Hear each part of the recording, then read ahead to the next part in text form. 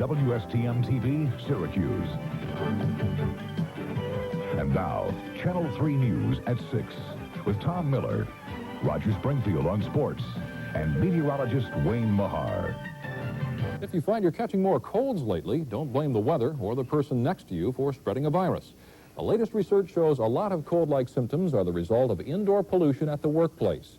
Gray Robertson is in the business of curing sick buildings. His company, Aqua Atlantic, uses fiber optics to explore air conditioning systems in buildings. He often finds that air ducts are packed with harmful materials, including fungus, bacteria, fiberglass, and carbon monoxide. Once you breathe them, you could get sick. Basically, the symptoms you would suffer if you get exposed to indoor pollutants would be very similar to those you get when you have a common cold. You'll get sore eyes, sore throats, a runny nose, coughs, tightness of the chest, headache, nausea, etc. If you seem to get recurrent colds all the time working in the same building, perhaps it's not a cold virus. Perhaps you're reacting to diverse types of indoor pollution in that building. Robertson is touring the country, raising awareness about sick buildings. His studies show that once an air conditioning system is cleaned and maintained, workers become healthier and more productive.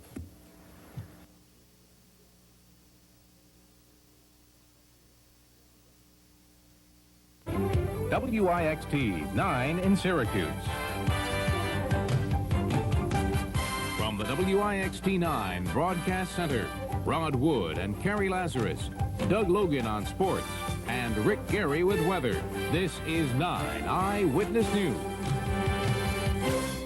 And later in this hour, hidden hazards to your good health in the home and in the workplace.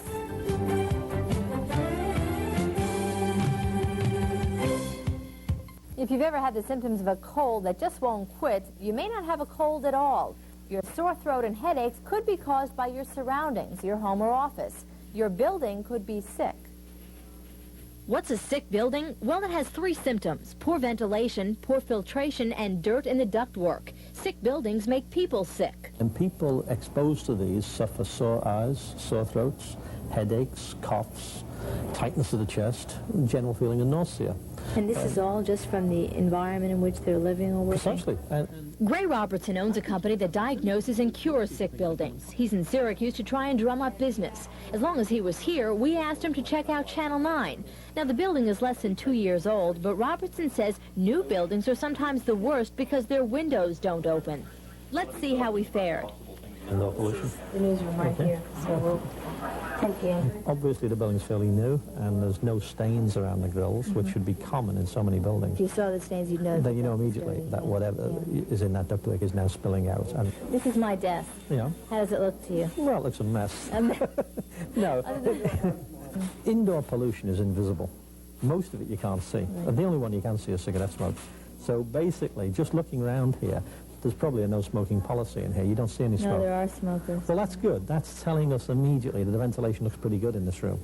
This is the sales office. These people make all the money for the station, pay our salaries. So. One of the problems we've had in some buildings, in some federal buildings particularly, we had people who got a lot of sore throats and that, and we find it was textile fibers coming off this sort of material. Quickly dry up after a time, so, you know, if you've been open a couple of years, that it'd have stopped doing it by now. Robertson wanted to check out the mechanical room, but the equipment was sealed off. He said it shouldn't be. For that reason, he couldn't be sure that our building is healthy, but... First impressions, it's pretty important. So you've got a nice clean building. Not a sick building. Not a sick building, I don't think so. Okay. Concerned about the health of your office, talk to your boss. Robertson says you should remind him or her that 50% of absenteeism is due to colds and coughs. So even though it could cost money to cure the building, in the long run, it could mean healthier employees and healthier productivity.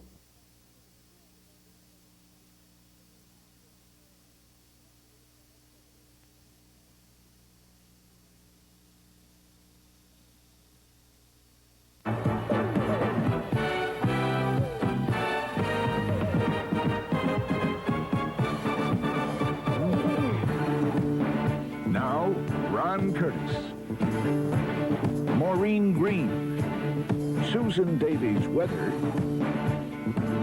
and Mark Cooper on sports. This is News Center 5.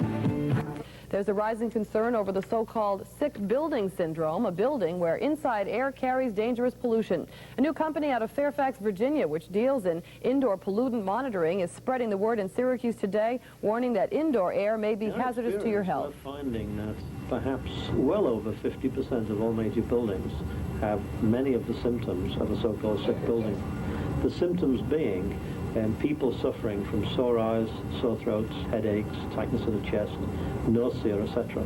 Robertson says the cure to the problem involves improving airflow and making sure that air ducts aren't breeding grounds for the disease.